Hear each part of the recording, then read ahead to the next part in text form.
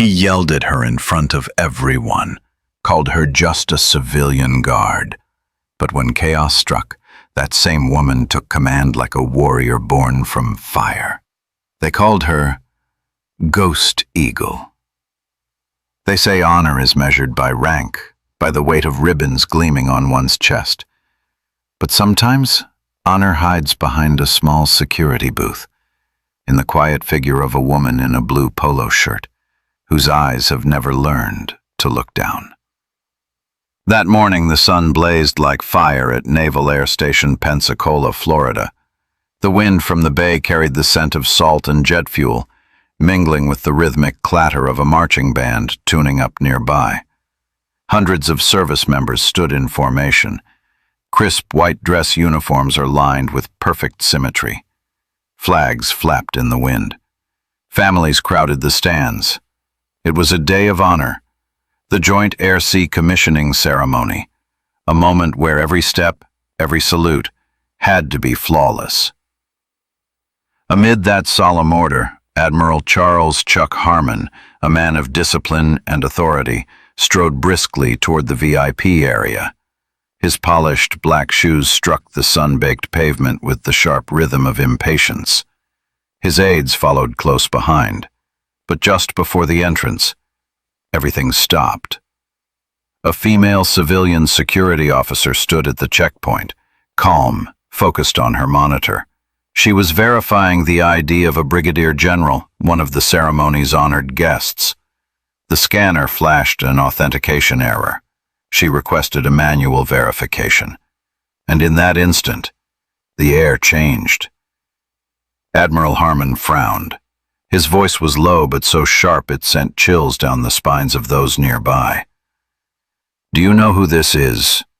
This is General Douglas Hayes. No need for all this bureaucracy. Let him through." The woman didn't flinch. No defiance. No fear. Her voice was calm, clear, respectful. "Sir, the scanner is malfunctioning. Per protocol, I need to confirm the image from Command Center. It'll only take 1 minute." That simple sentence, just procedure to her, to a man like Harmon, it sounded like insubordination. To him, a civilian contractor making him wait was a personal insult. He took a step forward. Finally, a soft beep came through her radio. She nodded, her voice firm but gentle. "Verification complete. The Brigadier General may proceed, sir." Admiral Harmon said nothing. He shot her a cold glance, the kind that every subordinate under his command had learned to fear. Then he turned and walked away, shoulders stiff with restrained anger. But the woman, she didn't smile. She didn't feel victorious. She took a deep breath as if releasing the moment's weight and returned to her post, calm, silent, invisible again. Her name was Sarah Dalton. To most on base, she was just the civilian guard at Gate 3. But to fate, she was a fuse waiting to be lit. No one knew that the same woman Admiral Harmon had threatened to fire that morning would, just hours later, save the entire ceremony from disaster. And when that happened, everyone would know who she truly was. Most would shrug if you asked anyone at Pensacola Base about Sarah Dalton. She wasn't remarkable, didn't mingle, and hardly anyone noticed her presence. She moved like a shadow, passing through crowds without a single sound of footsteps. Every morning, Sarah was the first to arrive at the base. Before the sun touched the sea, she was already in the guard station. Her locker, neat to the point of military precision. Boots polished, blue polo shirt folded with perfect creases. On the top shelf sat an old photograph. 2 people in a cockpit. One smiling. The other was her, younger, with eyes that burned like fire. At lunch, she always sat in the same corner of the courtyard. A cold sandwich, an apple, and a worn paperback novel with frayed edges. No one could tell the title. The cover had long faded blank. But every time she read, there was something different in her eyes, as if she were looking past the words, touching some distant memory beyond the page. On her left wrist, she wore a tarnished silver bracelet, small, old, barely noticeable. But to her, it was the only thing left after a 30,000-foot freefall, when her F-22 Raptor was hit by a missile over the skies of Syria years ago. That bracelet had been inside the cockpit that day.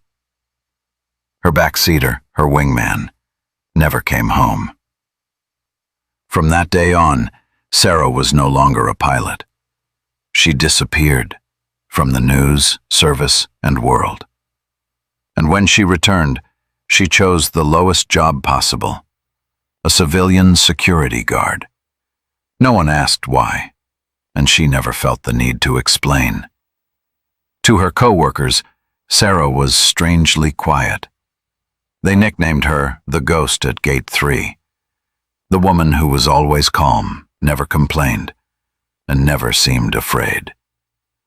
When a young guard once joked, "Miss Dalton must be pretty gentle, that she's never seen a battlefield," she only smiled faintly.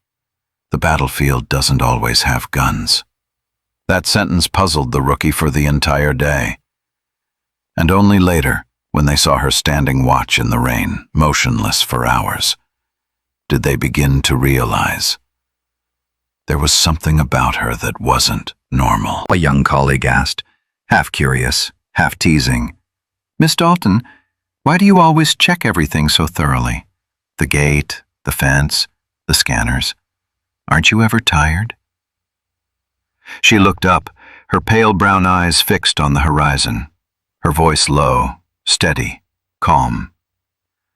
"I once watched something bigger than this entire base collapse, because someone thought checking one more time was a waste of time." The young guard said nothing.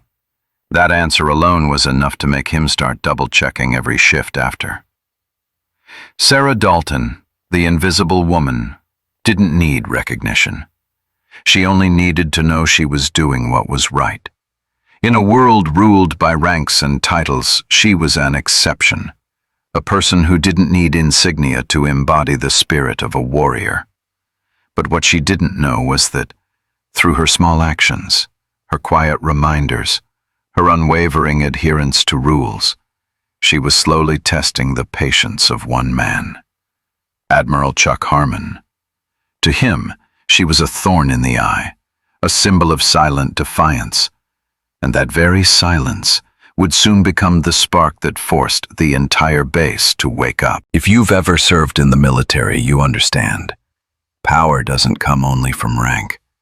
It comes from a look, from a voice, from the way a single word, "Copy," can silence an entire room. And Admiral Charles Harmon was precisely that kind of man. He had commanded aircraft carriers and given orders to thousands. Wherever he went, order followed.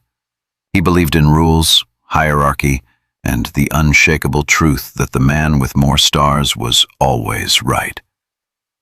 But ever since Sarah Dalton entered his sphere of operation, that belief had begun to crack. Inside the base's security briefing room that morning, the air was thick enough to taste. On the large screen was a map outlining the route for an incoming foreign delegation. Officers, engineers, and security personnel sat upright, attentive. At the head of the table, Admiral Harmon stood with his hands pressed against the polished wood, his voice booming with confidence. The kind of confidence that came from years of command. When he asked if anyone had questions, only one hand went up, Sarah's. The room went dead silent. A few glances shot her way, surprise mixed with irritation. What is she doing? This isn't a place for civilians. Sarah spoke calmly, every word measured as if reading directly from the map itself. Sir, there's a blind spot in the delegation's movement path. Between Warehouse 4 and the armament sector, there's a 200-meter stretch. That's outside the control tower's line of sight. If there's an intrusion or a shooting, we won't be able to respond in time. The room froze. Harmon's brow furrowed. He turned to the base's security chief, a seasoned master-at-arms. "Is that true?" he asked. The officer hesitated. "Technically, yes, sir, but the risk is minimal. Minimal means non-existent," Harmon cut in, voice sharp and cold. "Let's leave tactical matters to those in uniform, shall we?" A few chuckles rippled through the room. Sarah simply nodded, saying nothing. Only her eyes showed a calm endurance, the kind of composure that comes from having been dismissed too many times before. Days later, no one said a word, imagining problems where there aren't any. He turned away, boots striking the pavement in a steady, arrogant rhythm. Sarah just watched him go. Then, when he disappeared, she opened her small notebook and wrote, "Point 32B, soft ground, reinforcement needed." The next day, an anonymous maintenance request was filed. No one knew who sent it, but that section of fence was reinforced immediately. Weeks later, a classified security report noted, Area 32B shows signs of shallow digging.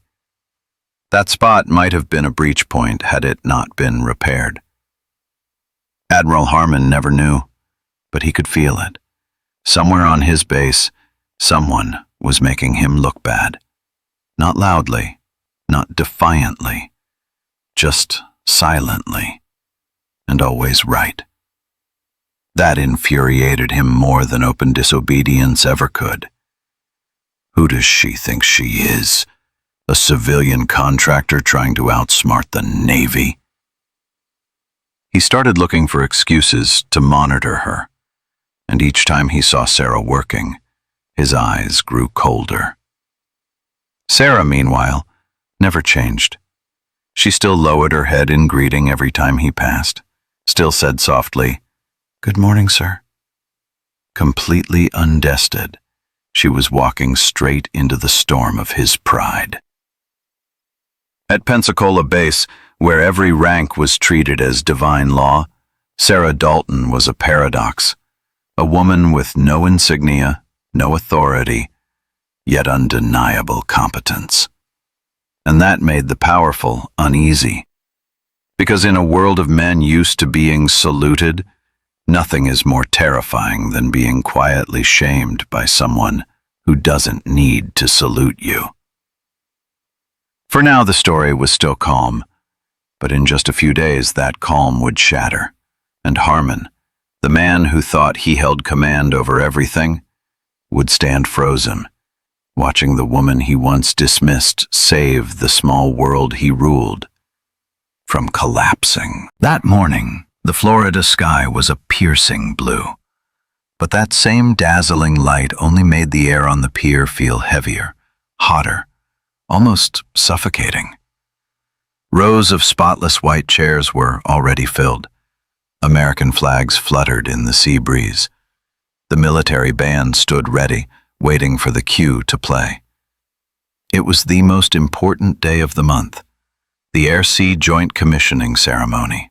Admiral Chuck Harmon stood on the leading platform, his white dress uniform crisp, his practiced smile aimed at the cameras and the press. He scanned the crowd. Everything was perfect, except for one thing. Far off in the VIP section, he saw Sarah Dalton. She guided a group of late guests, directing the crowd through the security lane. A simple, routine task, but to Harmon, it looked like a stain on perfection. He frowned. His voice cut through the air like a blade. "Dalton, I thought you were assigned to the outer gate." Sarah turned, calm as ever. "Sir, the outer gate's been covered. I was reassigned to assist with guest movement." Harmon strode toward her. The entire area seemed to pause. Guests, sailors, families, everyone could feel the tension in the rhythm of his steps. He stopped just half a step away from her, his voice dropping to a hard, cold register. I made it clear. You have no authority in this sector. You're a civilian, a contractor. You have no jurisdiction here, understood? The air turned dense. A few young officers glanced at each other, unsure whether to intervene. No one dared breathe. Sarah remained standing tall, her hands lightly clasped in front of her. Her voice was small but steady, precise. I was only trying to keep the path clear for the honor guard, sir. That simple procedural statement struck Harmon like an insult to his pride. He took another step forward, close enough that his breath brushed her face. Honor. Honor is knowing your place. And you've forgotten yours. I'm ordering you to leave this area, now. Report to your supervisor and tell them you've been removed from today's duty. The entire pier went silent. Only the soft lap of the wave. Friends burn inside Humvees. He recognized it immediately. That's not a burn, he whispered. That's from an explosion. Or an air crash. Sarah quietly pulled her sleeve down, not turning back. But in that brief moment, her gaze swept the Andwid, and her eyes no longer belonged to a security guard. They were the eyes of a commander, of someone who had looked death in the face and refused to blink. She walked past the guards, slow and upright. As she passed a Marine gunnery sergeant, her collar shifted slightly, revealing a black tattoo beneath. 2 razor-sharp eagle talons. The Marine froze. He knew that emblem. It wasn't the Navy. It was the insignia of an F-22 Raptor squadron, the 325th Fighter Wing. He muttered under his breath, disbelief thick in his voice. No way. That's the Raptor Wing 325th. He turned to a fellow Marine and said quietly, "She's not just a guard." Among the crowd was a group of Navy SEALs recently back from the Middle East, skin sunburned, eyes sharp and haunted by real war. Their commanding officer, Lieutenant Colonel Jason Riker, stood in the back row. He had seen it all, from Sarah's composure under humiliation to the scar, the tattoo, and the eyes. The eyes of someone who had once led men through fire. He leaned toward his Master Chief. Look at her. You notice anything? The guard? Poor woman, Harmon really tore into her. Riker shook his head. No. Look at her walk. You ever seen that before? Master Chief Ortega narrowed his eyes, then froze. A moment's silence. Don't tell me you think...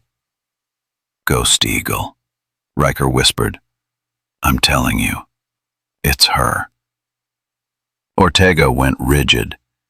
If that was true, then the woman padding away from the ceremony wasn't just a civilian guard. She was a legend, one who had vanished from the Air Force years ago. But before they could say another word, fate arrived. From the stage came a sharp metallic scream, the high-pitched sound of steel snapping, of cables breaking. A massive lighting rig, 15 meters tall, tilted and collapsed, crashing toward the... No one could ever say what came first. The sharp snap of the steel cable, the screech of metal tearing through the air, or the first scream from the children's rows up front. Order dissolved into chaos in a split second under Pensacola's burning sun. A massive lighting rig weighing tons tilted and broke free. Steel beams twisted like vines. Electrical cables spat sparks.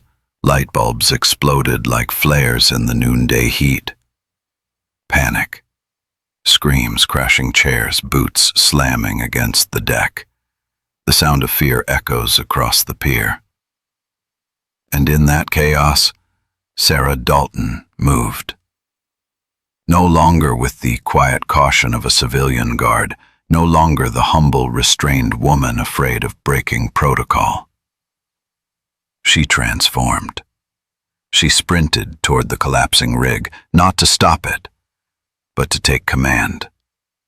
Her voice cut through the noise, sharp and commanding, carrying the unmistakable weight of authority.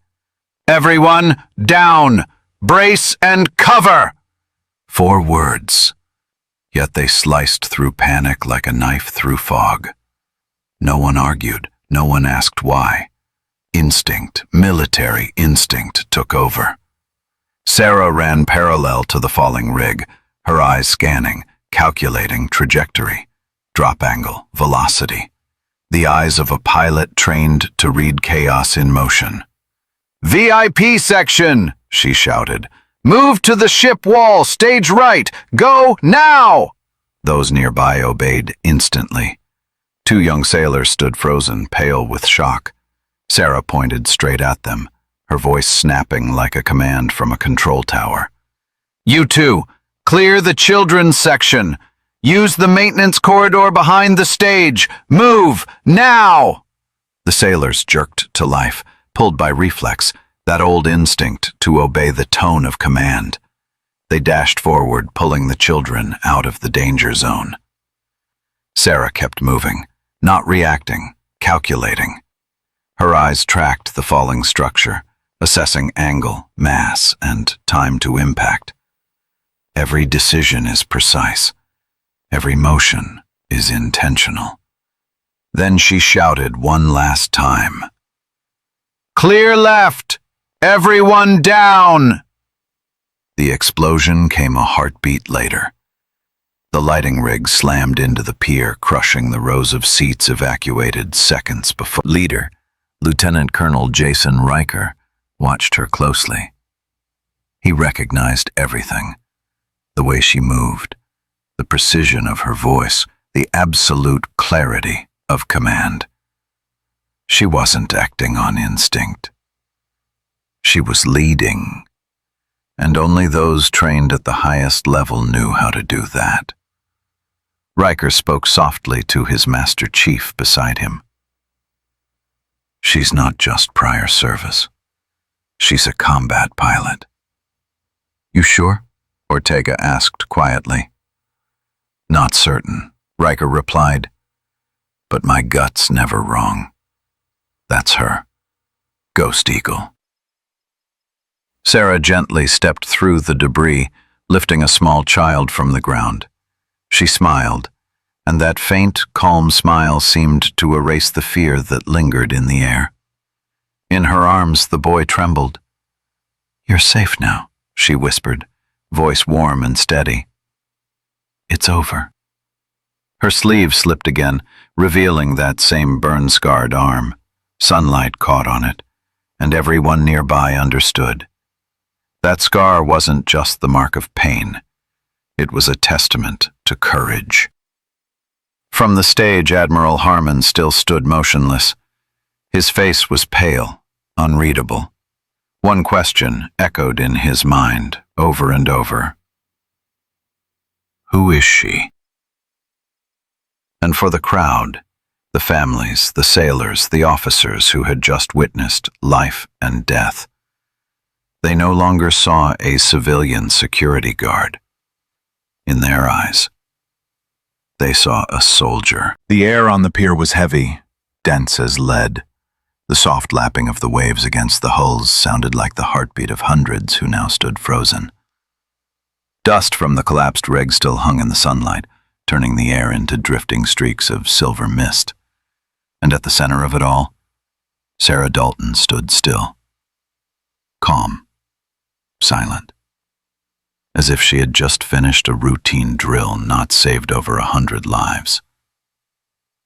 Her hands trembled faintly, but her eyes, unshaken, resolute beyond belief. She turned to help a small girl clinging in fear to her mother, kneeling to gently clean the child's scraped arm with a folded piece of cloth from her pocket.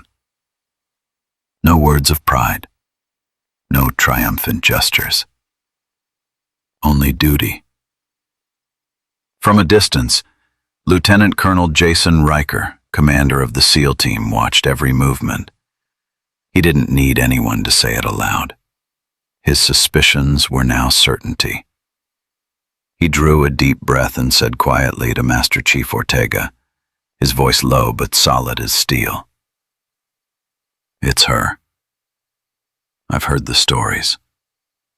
The pilot who flew alone over Kirkuk through a storm of missiles.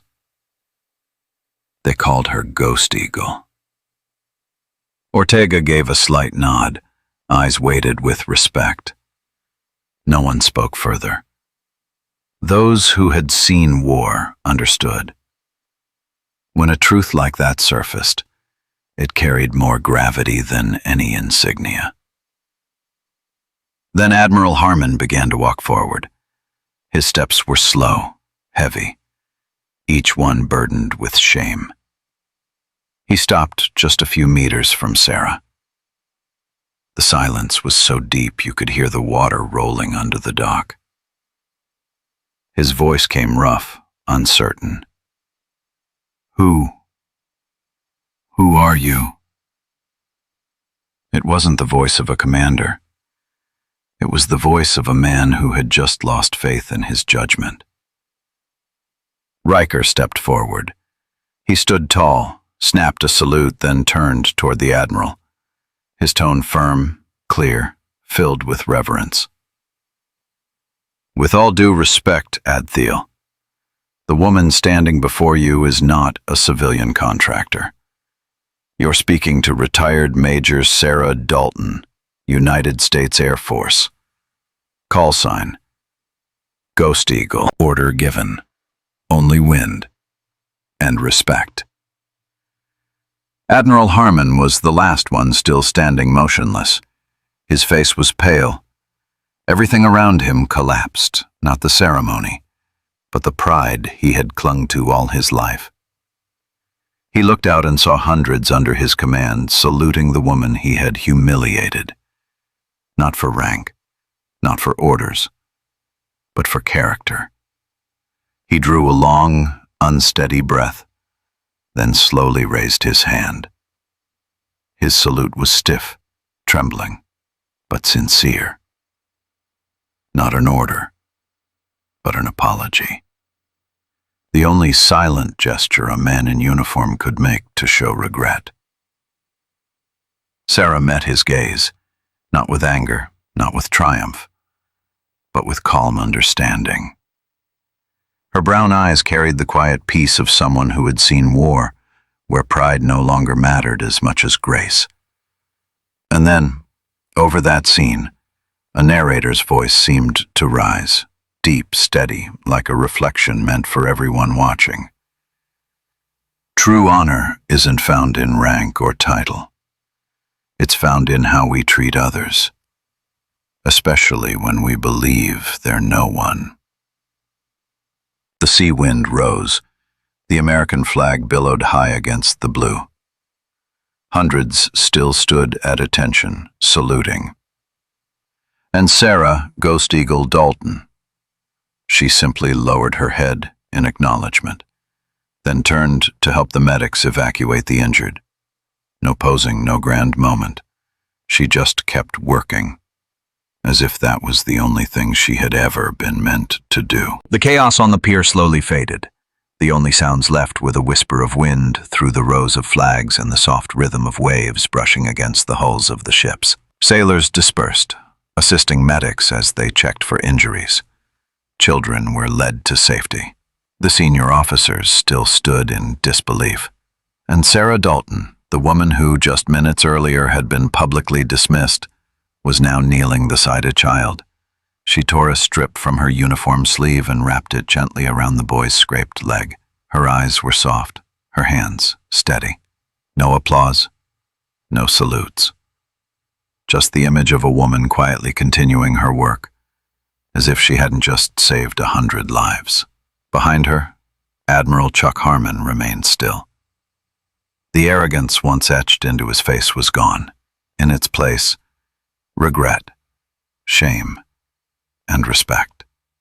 He stepped forward slowly. Each step was heavier than the rank he carried on his shoulders. He stopped before Sarah, his voice breaking, quieter than it had ever been. "Major Dalton, He drew a deep breath, trying to steady himself. I have no words to excuse the way I treated you. What I did today is my shame, not yours.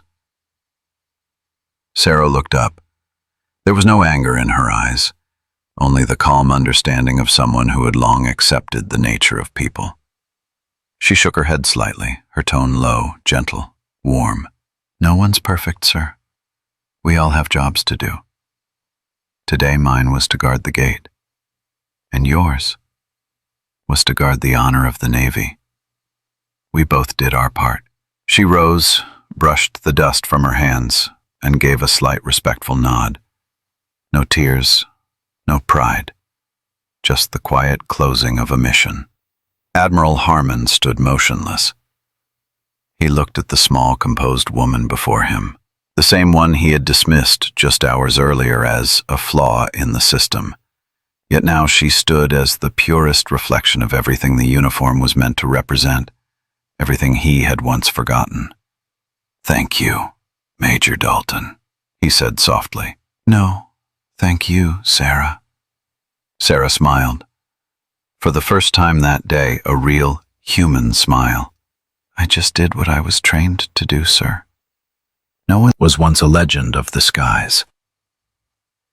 The story spread, carrying a quiet reminder. Never underestimate the one standing guard, because sometimes the person protecting the gate today is the same one who once protected the sky. And that is the story of Major Sarah Ghost Eagle Dalton, the woman who once flew through fire and thunder and still carried her dignity while standing at a gate. If this story touched you, please share it. Somewhere out there, someone might need the reminder that courage never retires. This is Deep Life Tales, where we tell true stories of honor, character, and the human heart. Like, comment, share, and subscribe, not for fame, but so that stories like this one are never forgotten. Sully.